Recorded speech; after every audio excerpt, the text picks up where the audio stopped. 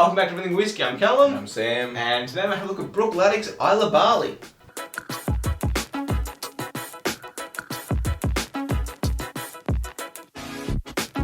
Alright, today we're having a look at, as Cody said, Bruichladdich Distillery. Bruichladdich is one of our absolute favourites. Like, I don't know, they just do some amazing stuff. Like, I mean, you look at the Octomores. Love every single thing they do is amazing. We love it. Even their gin is really, really good.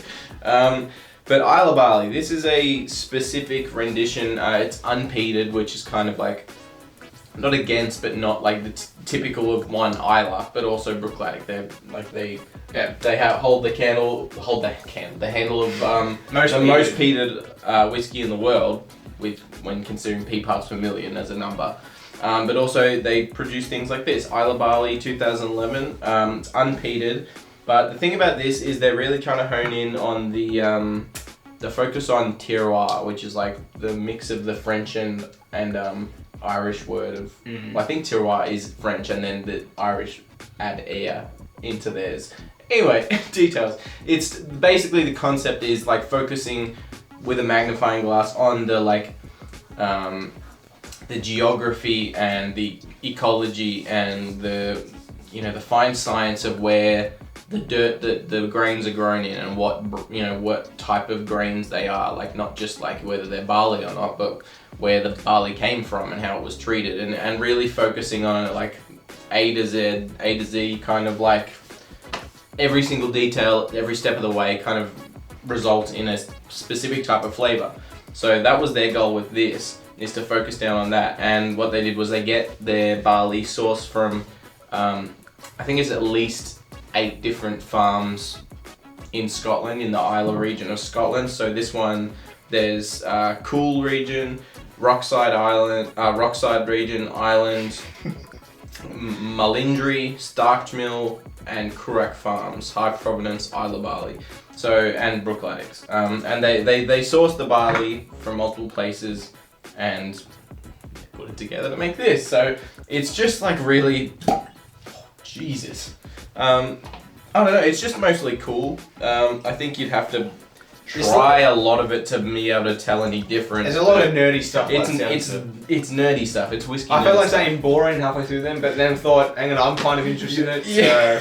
So. It is the whiskey nerd stuff. It is like, it's just more numbers for a spreadsheet interesting. But as a whiskey, if you want to just enjoy it, I don't care who you are, Bruichladdich is that nose. It's so weird. Different from what Bruichladdich normally produce. I think that's what's so interesting about it. That's not really. But that's like the classic laddie. Like the classic laddie is such a weird. But even that, it's like grass and toffee mixed together. It's just the Islay notes without the peat is just such a weird alien animal. Like it's such a strange thing. But for me, I picture this distillery in my head, and I expect just brine, heavy smoke. Well, it's Octomore. Like you expect Octomore, but like this is nothing like that. Coming off that though, like there are Octomore notes in here. There's the Islay notes, without the like Octomore's just got that. Changes it. They've got specific notes in them, but they've just got heaps of peat and brine behind it. This I can kind of pull out like similar notes. It's kind of like getting like overripe cherries or like maraschino, not maraschino cherries, the Luxardo cherries. Yeah. Also like a little bit of barrel impact as well. Yeah. It's this is kind of like bourbon cherry. The sweetness. It's almost like some honey, like a fake vanilla as well. Vanilla. There's some maltiness, but not to the degree of a Speyside or anything like that. It's a pretty sweet nose for an Islay. It's really sweet. It's not what you expect from an Islay. Well, sweet up front, and then it drops off, and it's like spike, and I don't know. Even though it's just so different from what they normally produce, this is still extremely nice. Yeah. It still sits like. I don't know how to, like, I don't want to seem like everyone else is just bad, but like, even when they don't even attempt to like a classic attack what they are good at, they can still nail it. I get exactly what you mean. I couldn't word that at all. No.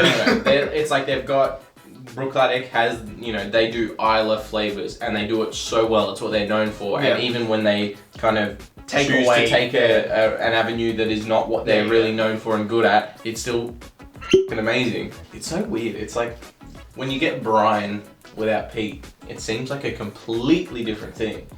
Like Yeah, the brine. When you doesn't get, even like, seem like brine. No, like you get the sea. Like I'm definitely getting that sea spray brine, but it's not like, not at all the regular type of brine. It's not. For me, it's not even salty. It's more like a tropical fruit. I'm definitely getting the salt. I reckon I'm getting the salt, but not like. I don't know. I'm getting do you get that tropical fruit? Yeah, I get way more fruits in this than I do with typical smoky peated Islas. Which is weird. Like for tropical fruits in Scotland, they just don't. No. I don't. Well, I mean, I think they do. Yeah, I'm assuming that tropical fruits don't grow well in That's Scotland. more like a Northern Australia kind of situation. We're assuming. The smell is like, it's very barley heavy, so the malt funk is there. Lots of sweetness. There's the palate. There's so much more fruit and floral notes that I'm used to from Islay. But also mixed in with that, there is like a little bit of that Band-Aid note, little hospital notes. I love that note. The hospital note. I don't know, the hospital like disinfectant, like clean plastic kind of. Just super. I don't know clean, how do you describe it. It's like Band-Aids. It's like a kind of like when you get those plastic Band-Aids, the cheap ass ones, and you kind of stretch it a little bit and smell it.